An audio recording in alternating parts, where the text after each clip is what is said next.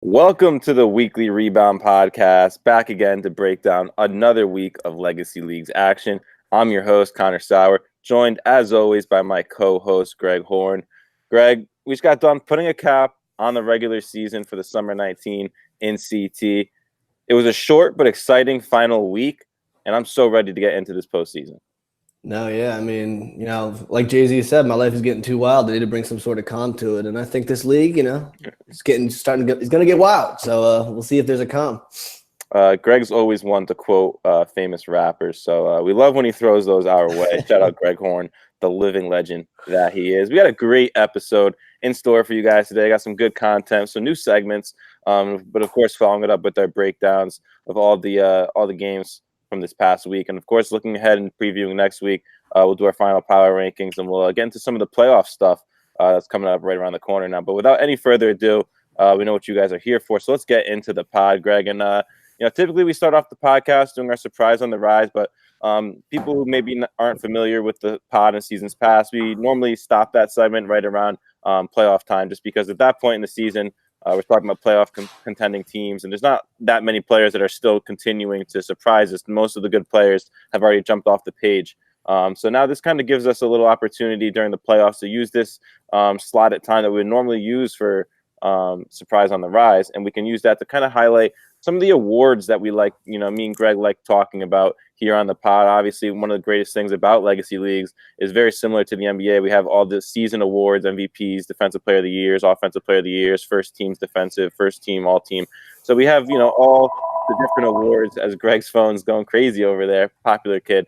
But yeah, we have all these awards that we like, going through and running through and handing out to players. And sometimes me and Greg have different opinions than the interns and most of the people who do the selections just because of how long we've been around the league and our wisdom in that sense. So without any further ado, Greg, I know that you're probably dying to get a couple words in over there. Why don't you start us off with our fifth man of the year, Greg? Who is the consensus fifth man of the year here on the Weekly? First, I want to say two things. First, that I record in here every week forever, and that is the first time that phone is rung when we were recording. So it's pretty rare company. That's strange. Speaking of rare company, man, fifth man of the year is the wrecking ball. He's like a maestro in the paint. In the words of Stephen A. Smith, he tap dances like the late great Gregory Hines. And when you watch this kid play, you really underestimate him at first. I think we all did. And then he comes out and he's just so hard to stop. And that's my guy from Flint Nation, Nicholas Japs. And what Nick does so well outside of being one of the more dominant post threats in the league is he can also hit a three. He actually hits a high percentage of threes. But not only that, he's one of those players that gives you buckets when you need him the most. And that's what Nick Japs does for his Flint team. He epitomizes the fifth man or sixth man role, whichever you want to go with the NBA. He just epitomizes it. He never started a game this year, and he doesn't start games. He just comes in and gives them the offensive presence and the scoring output that they need off the bench, because their bench players are phenomenal, but they're not really primary scorers. Mike Druan had a great year offensively. He really, like I said, you got to stop playing with my man's name. But again, with what Nick Japs brings to the table is he takes such a load off of everyone's plate, because he plays with this aggressive mindset where he's going to get his, you're not going to score on him, I'm going to lock you down, and I'm going to talk my shit in the process. And that's why Nick Japs is the fifth man. He is such a big part of what Flint does. And, hey, I love me some Nick Japs. Oh, I love me some Nick Japs as well. Kid's an absolute stud. He's got literally the ability to do everything on the basketball court at a high level. He's very physical, so he can play very good defense, but he's also very fast. And he's got that added weight where he can body up with big men, but also run the floor with guards. And on top of that, he's got good range. He can shoot from outside. And like you said, Greg, his footwork down low in the paint is, it's up there with the best of them. So shout out Nick Japs, definitely quality fifth man pick of the year award, just because he hasn't started a single friggin' game, and he goes out there averaging 15. That's light work for Nick Japs. Definitely, in my opinion, fifth man of the year, hands down. For most improved, Greg, let's get into the most improved. Kind of a dual selection here with the Vesicchio brothers. Me and Greg, Greg was like, yo, Ant's having a most improved year. And I was like, yo, Mike's having a most improved year. And he was like, yo, let's just shout them both out. and see what happens. So Vesicchio brothers, both of them. If you're not familiar with these guys' game from last season, if I'm not mistaken, Greg, last season was that their rookie year last season in the league, or was that their second year? Rookie year. So yeah, so they're still pretty familiar, or still gaining familiarity with the league, I should say. And for these guys to come out last year, they were really, really low efficiency scorers, but high volume scorers. And this season, you see both of them well over 40% with their field goal percentages, and still be able to put up high scoring totals when they're not even the best players on their team anymore. When they added guys like Chris Leak, of course, the addition of Ryan Florentine, he's really blossomed into becoming a true superstar for that team. You can argue that Mike and Ant are like the third and fourth best players on their team, but they don't play like that. They don't play like they're the third or fourth best. These guys go out there every single week, and sometimes most of the weeks they're up there leading their team in scoring.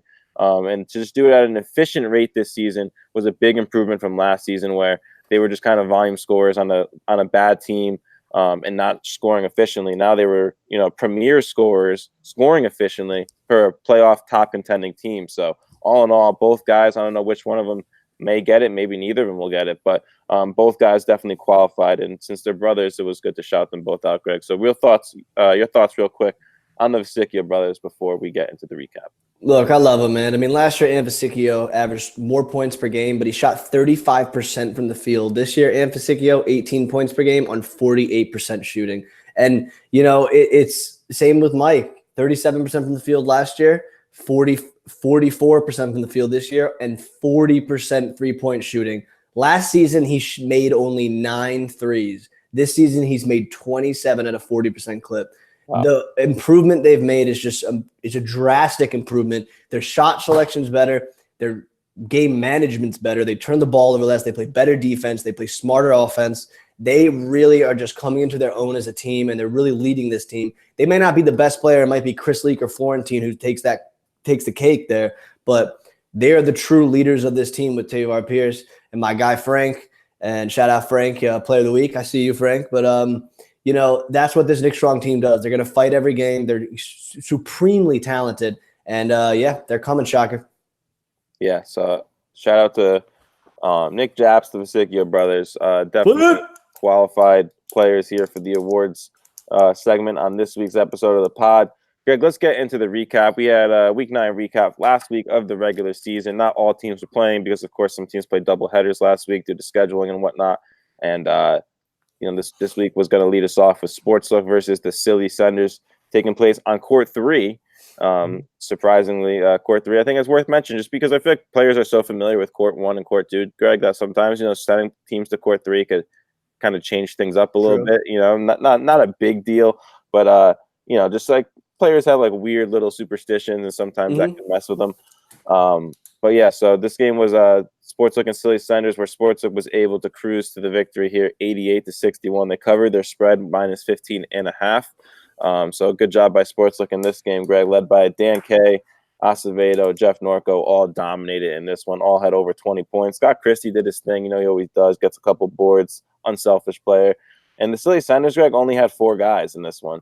It was actually a true 4v4. Neither team had a bench. And once again, we talked about the Silly Senders, able to put up points, but not do it at an efficient rate. And that kind of got them again this week, Greg.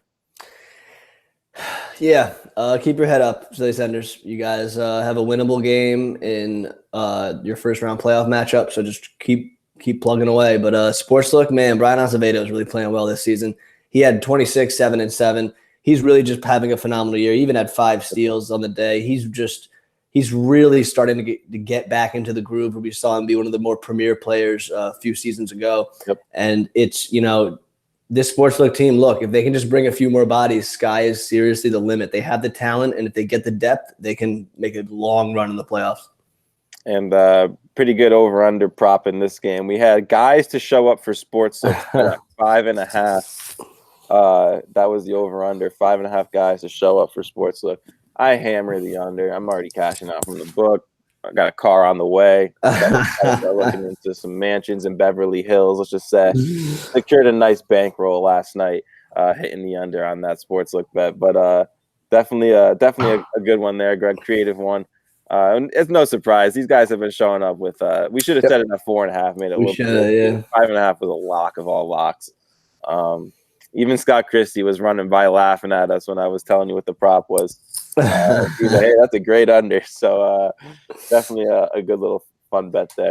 Greg, let's get into the next game. We had Run TMC taking on the Bricklayers. And Greg, you must not be too good at math because you're over there telling me that the Bricklayers covered. You're shouting at me across the Doug court. told me they covered. You're like, oh yeah, my boys covered. They lost. That's Doug. Hey, Doug, that's your bad math. That's bad math. They did not cover. 38.5 was not enough. They got smashed. And hey, you know what? They got smashed in the game, but the spread was decently close. But all in all, Greg, I think this game was pretty one-sided, and we knew what the result was basically before it jumped off. No, yeah, as Joey Zacco, shout out Joey, text me in the middle of the pod. So I'm going to give Joey a shout out. And what a segue into Joey Zacco's team.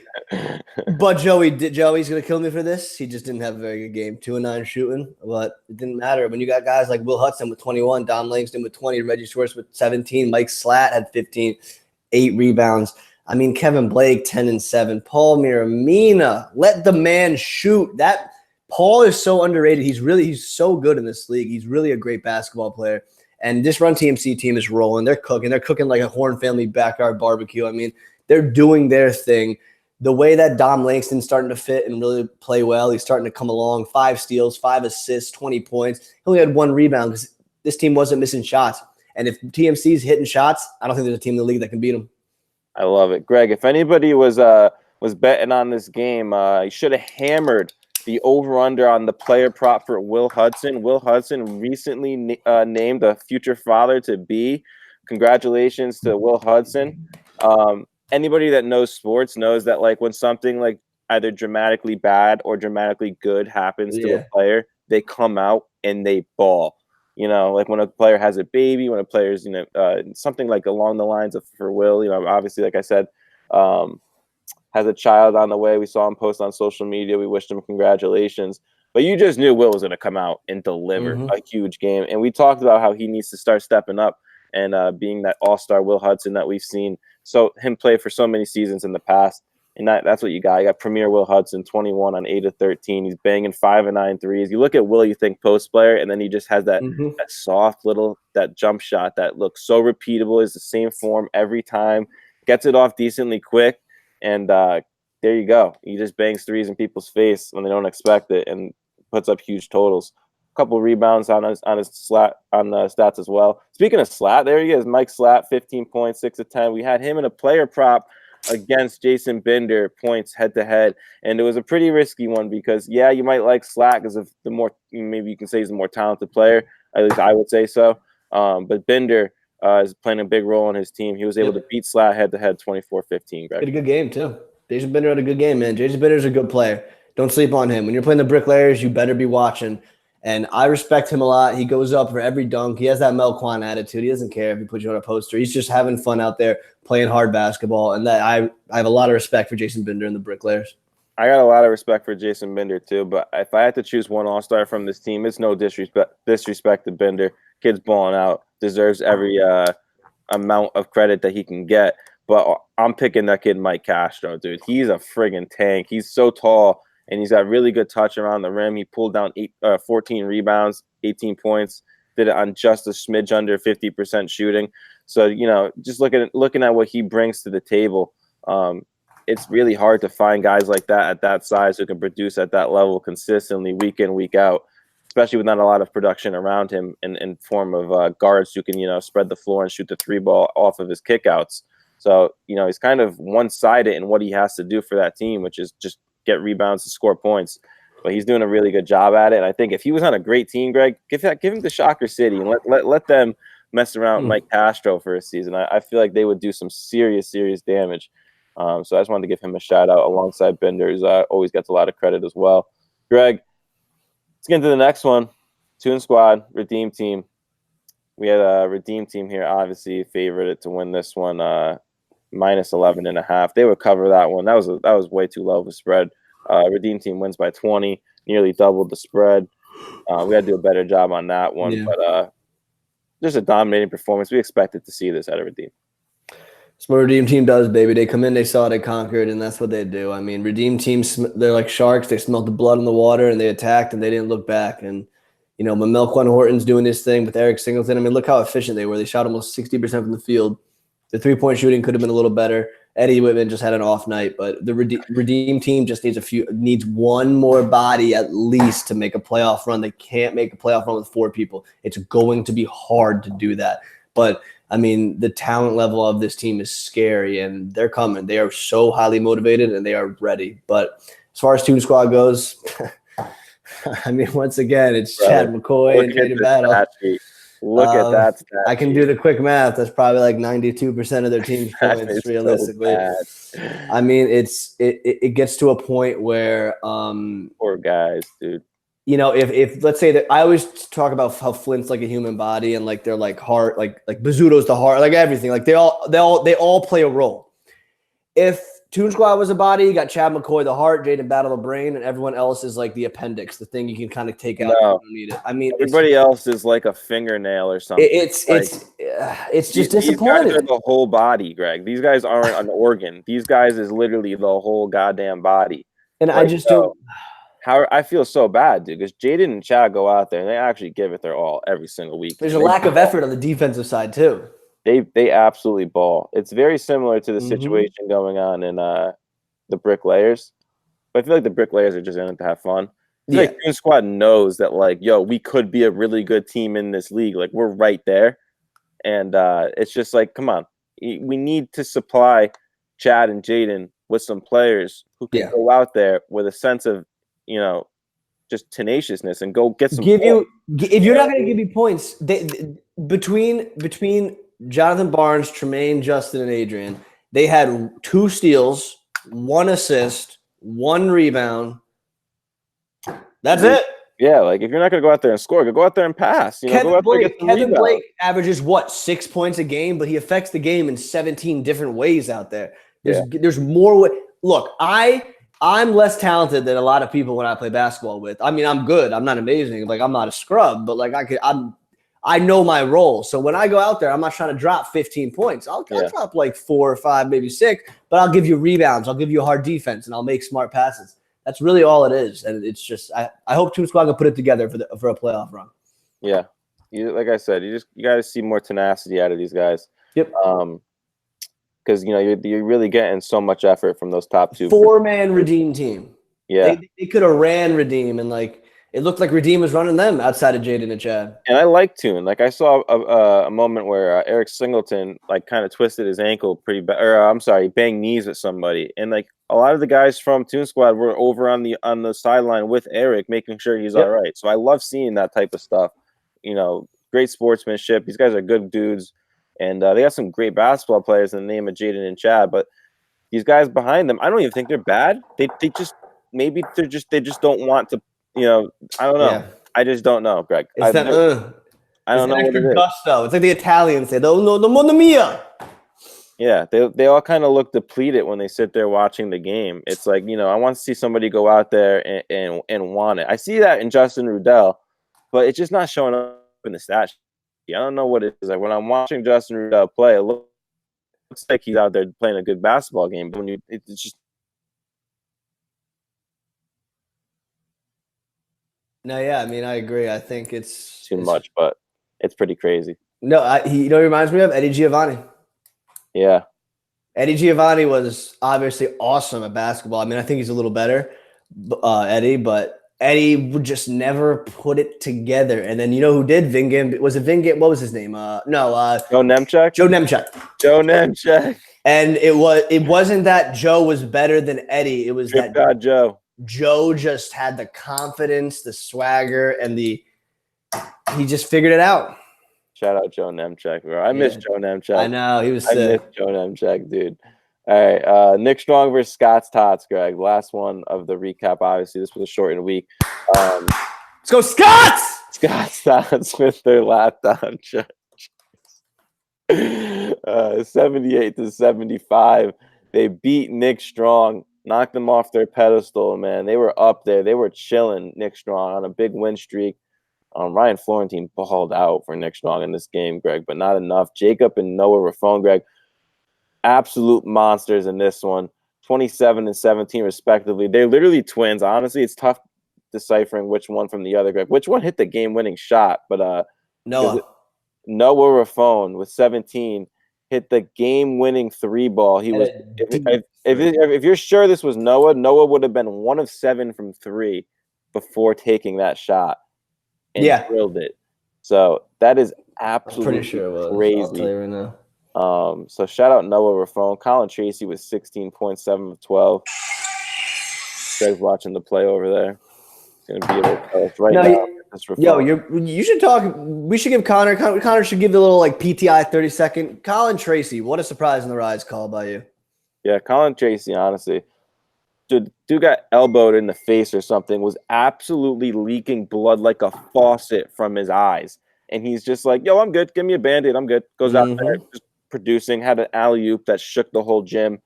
An absolute dominating performance from Colin Tracy. 6 rebounds as well. He just does it all. You know, he goes out there, he hustles, he runs the floor, puts it up off the glass. It was Noah. It was Noah who hit it. It was Noah Raffone. There you go. So that we were right. 17 points for Noah, and that was 1 of 7 from 3 before taking that shot, Greg. The balls, the cojones to take that and win it for your team. I mean, look, overtime. That's crazy. That's ice in your veins, baby. I mean, that's what Scott Tots do. Scott Tots is not afraid of anyone in the league. I mean, it's pretty much that simple. They don't care who. They don't care if you're Shocker City. They don't care if you're Redeem, Flint.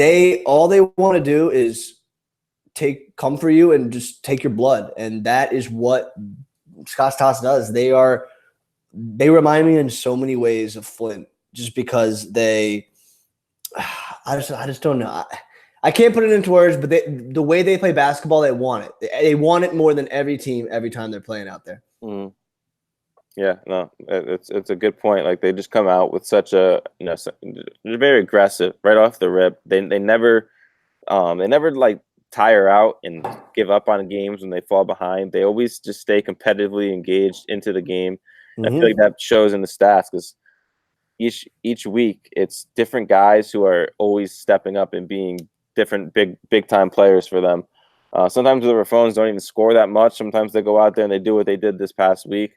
And it's just a testament to how well-rounded this team is, where different guys can just fill in and step up any given week and get huge wins over big teams. Yeah, look at this. Where is it? Look at this clip. Look at this. This is what I was telling you. It's sideways. Yeah, wait. It'll. Oh, wait. Hold on. I just gotta flip it. There it is. Oh, well. We're gonna have to rotate it twice. Sorry. I'll be over here keeping you guys. Sorry, viewers. There we go. It looks like Greg got it. Look how deep. This is with a minute left. Tie game. This man says, "Hold my beer." Look at this shot. That man is from the parking lot, and he just wets it. Look at him. He's walking back with that little swag. Like he's like, yeah, I do that. I do that every day. That is Scott's Tots. They aren't afraid. Like any other team takes that shot and you're just like, what are they doing? But you see Scott's Tots do it and you're like, yeah, that's what Scott's Tots does. They just go for it. They go big or go home. They got the Ricky Bobby mentality and I love them. The Ricky Bobby mentality. Oh my God. I love it. All right, Greg, that's going to wrap it up for the recap. Power rankings, not going to spend a lot of time on these. I'm just going to actually just run through them. We had Brick at 10, Silly at 9, Tune at 8, Scott's at 7, Sports Look at 6, Nick Strong at 5, Shocker at 4, Redeem at 3, TMC at 2, Flint at 1. So not a lot of movement. Shocker bumped up ahead of Nick Strong after their loss and went up to the 4th spot. Nick Strong dropped down to 5. And from what I can tell, Redeem Team moved up to 3 with their win. And that's basically the gist of it here in the final power rankings of the regular season. But we don't spend a lot of time now because, guys, power rankings don't really matter. Everyone now is playing for their lives. Your next loss and your season's over. So power rankings don't really matter too much. It's the playoffs that matter. And speaking of the playoffs, Greg, like we typically like doing before every postseason, you got to get on the record now. I want your finals winner. I want who's going to win the finals for you based on your best guess, if you had to lock in your bet right now. I mean, I'm sure every viewer that's ever watched this show knows who I'm picking, so I'll save the suspense. Flint fucking Nation! Take a Henny shot. That's all I got. No. Maybe. I'm saving the Henny shot for the pick of the game. Okay, I like it. All right, so for me, that's all I got. I'm sorry if you're wearing headphones. I sincerely apologize if you're wearing headphones. I really do, actually. Yeah, Greg literally just killed everybody. I apologize. But Flint Nation, we coming. I see you, Rosinski. I see you, Tom Brady ass. Looking like Drew Bledsoe out there. Oh, no. Hey, Rosinski. Greg's got the body bags out Unbelievable. Today. Greg, like always, I got to play devil's advocate against you, buddy. Here we go. TMC. He's going TMC. I love Flint. In the words of Ryan Caggiano, in the words of the GOAT Ryan Cash, he said, maybe you've never been on the bandwagon, but you've never been a hater. And that's I will take those words to the grave. I can agree with that. I never have been. I never will be a hater of the Flint Tropics. I love those dudes. But Greg took my seat first. It was a one-seat type of bandwagon. He got on it. So I can't follow. We both can't be on the Flint bandwagon at all times. But I love those dudes. A lot of respect. Love watching the ball. I'm going Shocker City. All right, I'm going Shocker City. This hurts because obviously my guys Eddie, Melquan, they're gonna be pissed. I didn't pick Redeem. Joey, you hear this? TMC and Joey and maybe Dom Langston who might hear this and they're gonna be upset. There's a lot of people who are gonna be upset.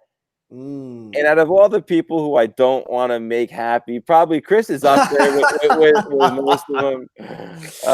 That is so but I gotta pick Shocker. I think that Shocker is gonna ball out in the postseason. I think that they know that hey, listen, we can't screw around anymore. And I've heard you tell me, Greg, that they're starting to get pissed that we keep referring to Mike Davis as the only reason why these guys were able to win championships or win games in the past.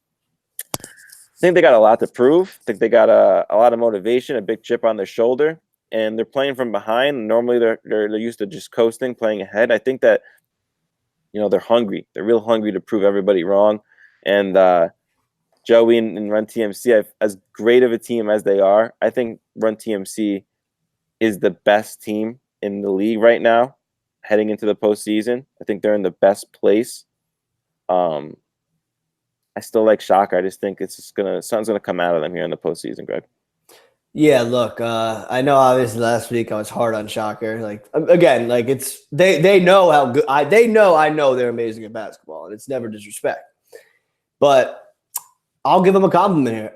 They have the best big three in the league by a wide margin. Whatever you want to say the big three is, I would probably say it's Terrell, Pratt, and Carmine.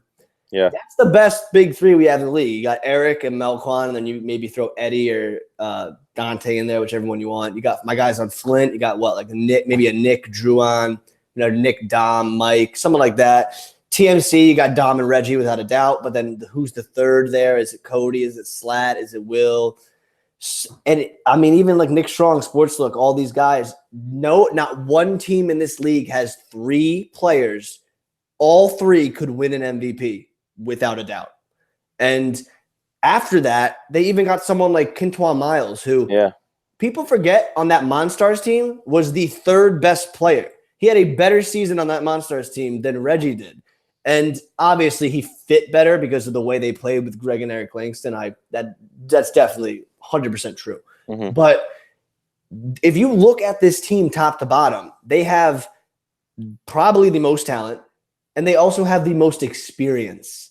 They have guys like Ty Alston on the team, who has put together probably the best team we've ever seen in that Monstars team, but he's also played with Joey and Run TMC. He's also had his own teams with the Monstars. He's seen so many players come and go in this league, and he does not care. He's not afraid of the big shot. And then you got someone like Jason Hernandez who can get hot at any minute and is one of the best shooters in this league. And it's just this Shocker City team, I'm with you. If they can put it together, it's going to be a scary sight for my boys Flint and everyone. But with that being said, that's how we do, baby. Flint Nation.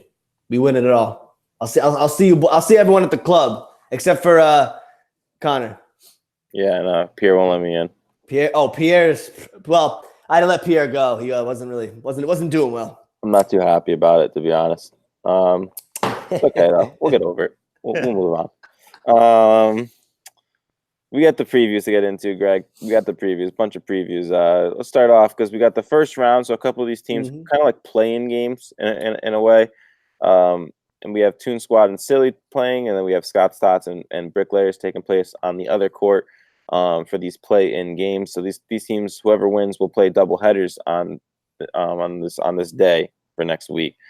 So let's get into it, Greg. The first game, we have Toon Squad minus 8.5 points taking on the Silly Senders. I'm taking the Silly Senders point spread here, Greg. I think that they're going to stay competitive in this game, and 8.5 is a pretty solid point spread to take those points and run with. Yeah, see, there's some stats I don't like about the Silly Senders. They've taken the most threes in the league, and they have made 71 of them, but 71 for 285 is not a very good clip. They have the second least free throw attempts in the league, so maybe go to the line more. But the thing I hate the most is they have only 58 team assists on the year. And that's not basketball and legacy. That's not how you're going to win in this league. You got to move the ball around. You got to push it. And I think in this game, I think Jaden Battle and Chad McCoy really, really step up, and I think they might blow the doors open. I'm going to take Toon. Yeah, so I think it'll be fair to, let's say, hypothetically advance Toon Squad here, just based on the fact that they're the favorite. So we'll hypothetically advance Toon Squad into the next round for the next section of the previews. But like I said, I picked Silly Senders with the points, so this game could be very close and go either way. But we'll keep that in mind just going forward as we get into the next part of the previews. Greg, the next one, Scott's Tots and the Brick 2 times this pod. That's crazy. 2 for 2 over here, Greg Horn. But yeah, Scott's Tots, Bricklayers. Scott's going to be minus 22.5 point favorites going up against the Bricklayers, who may be in their final game of the season. I'm picking Scott's Tots to cover that spread, Greg. Hammer it. Hammer Scott's Tots. They're hot, baby. I'm sorry their season has to end after this win, obviously. But, man, come to InSports and watch Scott's Tots play for one last time because they're going to put on a show. My boy Carbone, stop shooting threes and start balling like you did with that nice up-the scoop layup. I saw that. And look, I mean, let's go Scott's Tots, baby. That's how they do. Love it. Absolutely love it. So we'll hypothetically advance Toon and Scott's into this next round. When we get to those games, Greg, we'll talk about, like, hey, if they were to play X, Y, or Z, what would happen to? So we'll not completely forget about those teams. But let's get into the first one, Redeem Team and Sports Look. This is a hot first-round matchup, Greg. Redeem minus 7.5 point favorites going up against Sports Look, who was looking like, honestly, they might have been significantly the better team earlier in the season, but Redeem's second half and the way Sportsbook kind of finished not as strong as they started. I'm picking Redeem here. I think they're the team that's got more momentum, but it's going to be tough to cover 7 points against Norco and Kokoros and Acevedo the way they've been playing, but I'm still going to rock with Redeem here. I got Redeem winning the game, but I'm going to take Sportslook to cover. Okay. I think that Sportslook will have at least 6 guys for this game, and I think Redeem will have – I know Eddie won't be there, and I'm not sure who's – I'm assuming Destin will be there, but again, it really just comes down to depth for me. If Redeem had more depth, I'd take them with the points, but I just trust my guy Norco in the squad. They're a really good team, and Jeff Norco is not going to go down swinging. He's got that Sikorsky blood in him, that Blackhawk blood, and he's not. That's what they do down there. They're a different breed in the pits. Again, shout out Jack Champagne in the pits. They're a different breed in the pits, and my guy Norco going ball. I love it. My phone's not ringing over here, Greg. I don't know if you heard that one, but it's going crazy over here. We're popping off. Nick Strong and Shocker City. If you guys didn't notice, actually, there's no player prop in that one for the playoffs, unless we have something really special. We're going to hold out on player props. But Nick Strong and Shocker City. Nick Strong's going to be plus 9.5 underdogs here. And obviously, Shocker, I picked to win. I'm going to pick Nick Strong just to cover the spread. I have Shocker City clearly, obviously, winning this game. They're my championship prediction. But I think 9.5 points. Nick Strong's going to play competitive here in their last game of the season, as I'm saying it. But, hey, it might not be. They might actually upset and ruin my whole pick. I love the guys in Nick Strong. I hate that I have to do this, but I'm going Shocker. I think they're, like you said, too motivated to – if they're going to make a run, this is the game where they show, hey, I'm back. Wait, Greg, I think it's a good time to mention what's going on with Nick Strong. Why are we down on Nick Strong this week?